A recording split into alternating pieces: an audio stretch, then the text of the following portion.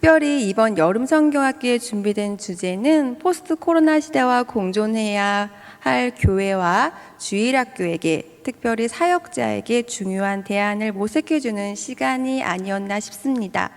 교회의 다음 세대를 이끌고 나가야 하는 아이들에게 반드시 심어줘야 하는 복음적인 메시지가 오늘 이번 여름 성경학교 주제에 담겨져 있었기 때문입니다. 이번 여름 성경학교 주제는 영유아는 찾았다 하나님 나라로, 그리고 유치부는 교회가 좋아요로 이렇게 이루어졌습니다. 이 주제는 그동안 코로나로 인하여 예배에 갈급했던 우리 아이들에게 풍성한 은혜를 채워주는 충분한 귀한 말씀이었습니다. 저와 함께 교사 선생님들 그리고 모든 부서 사역자와 선생님들은 준비된 성경학교 주제를 통하여 우리 아이들이 성경이 말하는 하나님 나라를 온전히 깨닫고 그 하나님 나라를 마음껏 행복하게 누리며 그 하나님 나라를 성취하시는 예수님을 더 많이 경험하는 시간이 되기를 소망하며 이번 여름 성경학교를 준비하였습니다. 나아가 하나님 나라의 주제를 바탕으로 성경학교를 준비하는 저와 모든 사역자들 그리고 선생님들에게도 풍성한 하나님의 나라의 은혜를 함께 누리는 귀한 시간이 되기를 소망하며 우리 성경학교 함께 준비하며 그 성경학교 일정을 마쳤습니다. 한 2달 전쯤인가 3년 만에 현장에서 이루어지는 여름 성경학교를 들을 수 있다는 소식을 들었습니다. 그 기쁨은 단 하루였습니다. 그 이후에는 이제 지난 2년간 쉬었던 여름 성경학교, 그러니까 현장 여름 성경학교를 준비한다는 생각에 조금 막막하다? 라는 단어 표현이 딱 어울릴 만큼 조금 답답함이 마음속에 있었습니다. 아무래도 지난 2년간 코로나19가 가져다둔 영적, 육적으로 보이는 공백기의 공허함이 매우 크게 느껴졌기 때문이었습니다. 이 공허함을 채우고 뭐든 시작하고 준비해야 할 것 같은데라는 거룩한 부담감의 무게가 그 어느 해보다 더 크게 느껴졌던 시간이었습니다. 하지만 언제나 항상 그랬던 것처럼 하나님은 연약한 제 마음에 가장 큰 힘이 되어 주셨습니다. 그리고 하나님은 저에게 2가지의 아주 큰 깨달음을 주셨습니다. 그 첫 번째는 하나님은 담임 목사님의 강단 말씀을 통하여 복음적 그리스도인답게 위기를 기회로 바꾸어 생각하는 영성을 지닌 그리스도인이 되라는 믿음을 주셨습니다. 때문에 코로나가 가져다둔 현실적 무게에 짓눌려 있던 제 자신이 아니라 오히려 이번 여름 성경학교를 통하여 코로나로 인해 지난 2년간 침체되어 있었던 분위기를 다시 한번 성령 충만으로 일으켜 세우는 부흥의 불쏘시개 같은 역할을 하는 중요한 기회로 생각하며 여름 사역 준비에 들어갈 수 있었습니다. 또한 하나님이 주신 2번째 깨달음은 바로 이번 여름 성경학교를 가장 기다리시는 분은 다름이 아닌 우리 하나님이시라는 깨달음이었습니다. 따라서 하나님이 기다리시는 여름 성경학교에는 반드시 하나님의 작정된 은혜가 기다리고 있음을 확신할 수 있었습니다. 하나님께서 이와 같은 믿음의 확신을 주심으로 말미암아 성경학교를 준비하면서 저를 그리고 교사를 그리고 부서를 흔들어대는 현실적인 문제가 저희에게 장애물이 방해가 되지 않았습니다. 우리는 결코 흔들리지 않고 하나님의 작정하신 은혜를 사모하며 소망하며 함께 나아갈 수 있었습니다. 특별히 함께 기도하고 함께 준비하면서 하나님이 작정하신 은혜를 소망하며 나아가는 그 시간이 너무나 큰 기쁨으로 큰 은혜로 저희의 그 공허했던 공백기를 가득 채워주었습니다. 그리고 아이들에게 전하고 싶었던 하나님 나라를 우리가 먼저 삶 속에서 경험하는 귀한 시간이 있었습니다. 그 귀한 경험이 아이들에게 분명한 온전한 성경적인 하나님 나라의 확신을 갖게 해야 하는 우리에게 큰 힘과 큰 무기가 되었습니다. 그리고 앞서 보여드린 영상과 간증을 통해 이미 느껴지셨겠지만 2022년 여름 성경학교는 영유아 유치부에게 잊지 못할 너무나 큰 행복이 함께하는 시간이었습니다.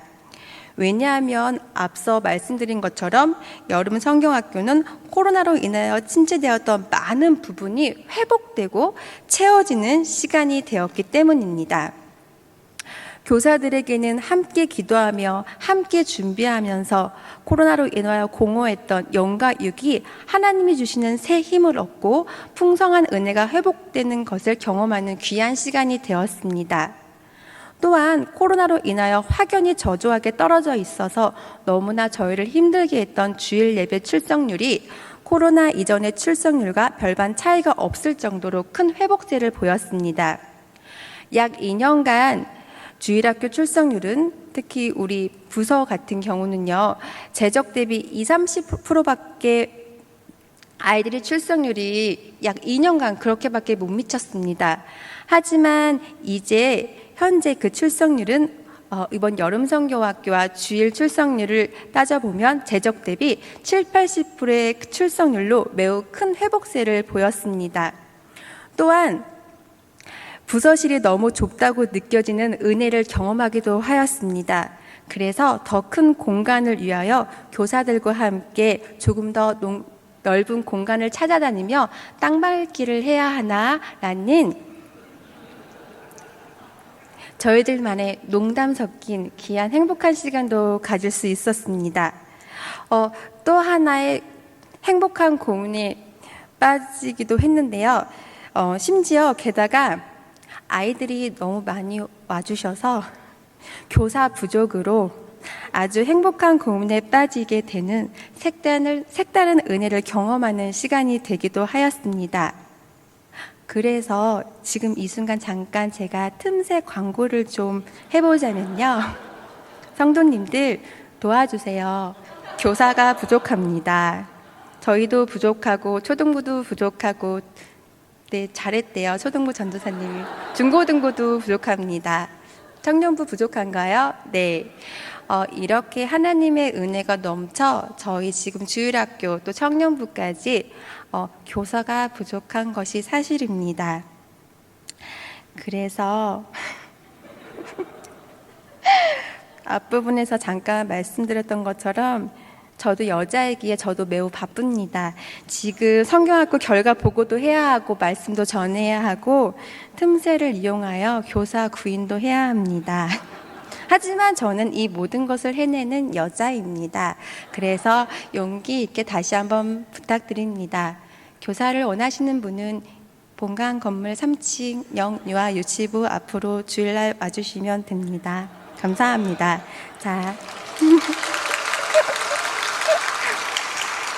자, 그럼 다시 진지하게 본문으로 들어가 보겠습니다. 이번에는 우리가 이번 성경학교에 함께 나눈 하나님 나라의 그 메시지를 성경이 어떻게 명시하고 있는지 우리 성도님들과 잠깐 나눠보려 하는데요. 오늘 본문이 나오는 마가복음은 하나님 나라를 예수 그리스도께서 전하신 복음의 핵심으로 전하고 있습니다. 마가복음 1장 1절은 하나님의 아들 예수 그리스도 복음의 시작이라.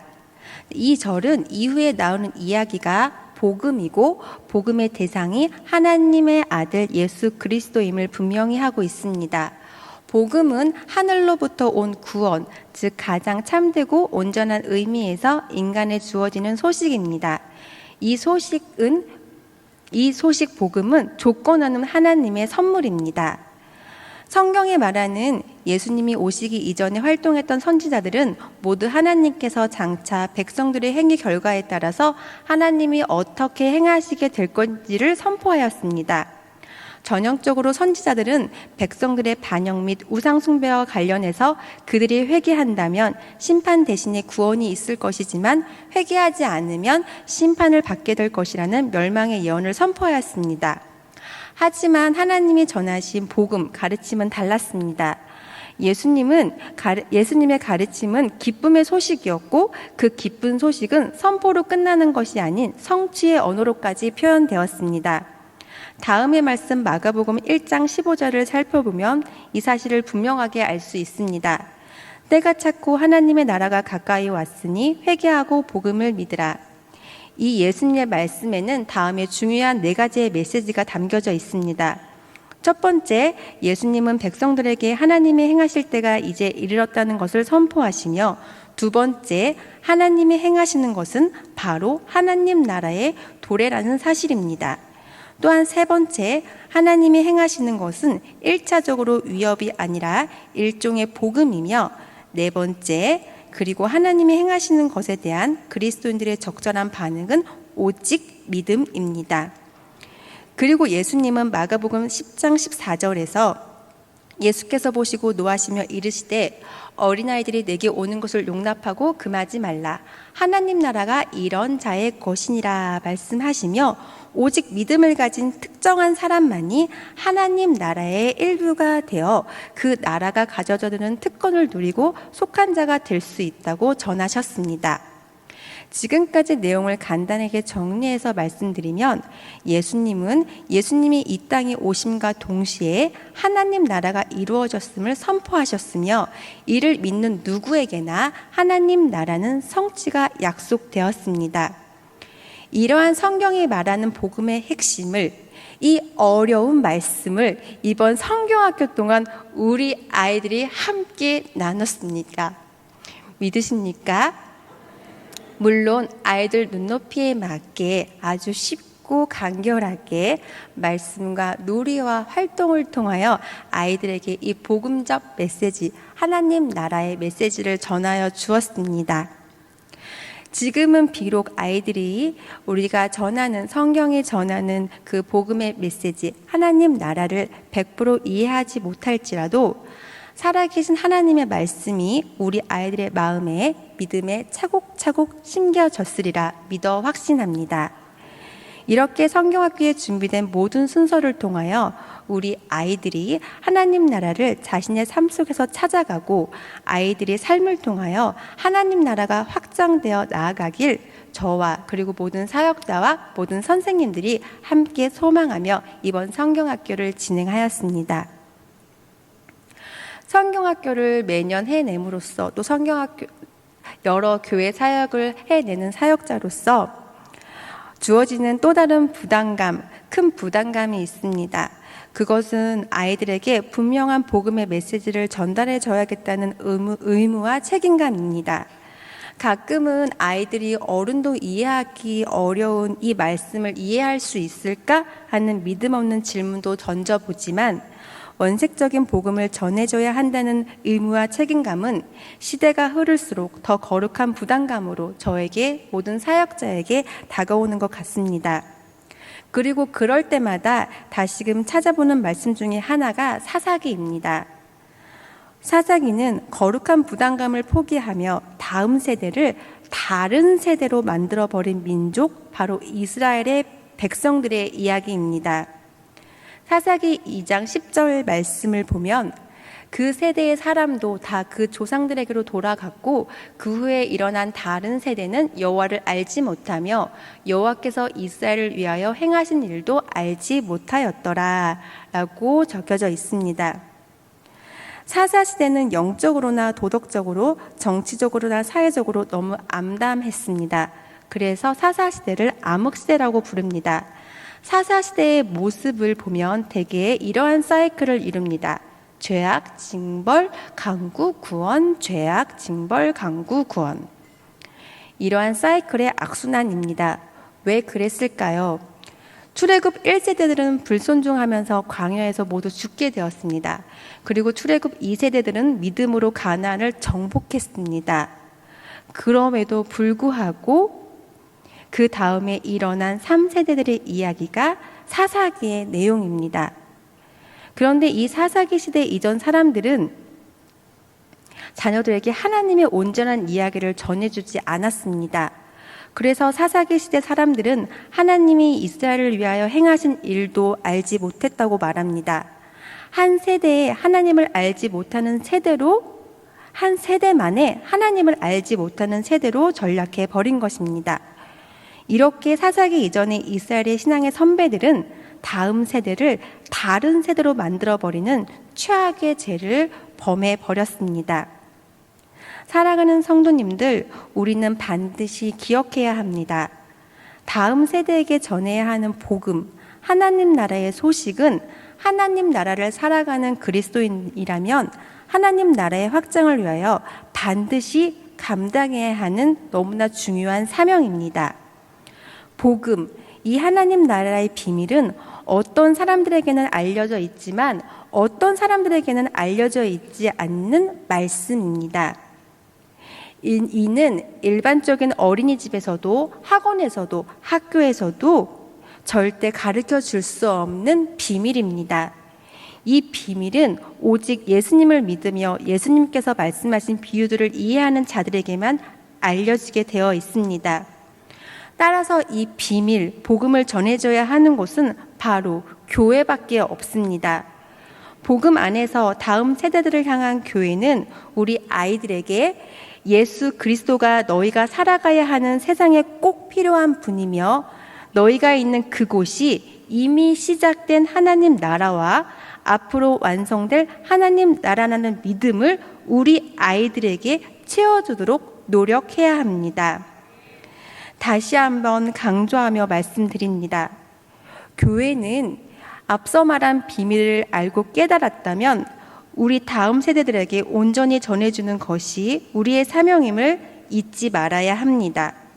그리고 우리 빛나 교회가 다음 세대에 대한 사명의 책임을 충분히 감당하는 하나님 나라의 교회가 되기를 소망합니다. 교회는 코로나를 겪으면서 많은 부분을 재정비하는 시간을 가졌습니다. 특히 사역자의 입장에서도 많은 생각과 질문을 던져주는 시간이었습니다.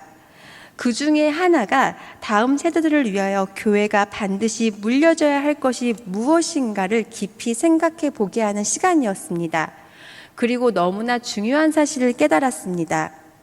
교회는 코로나로 인하여 대면과 비대면의 경계를 오가면서 교회에서 드리는 예배의 문을 닫기도 했지만 온라인을 통해 복음 사역을 지속적으로 준비하며 예배의 끈을 놓지 않았습니다.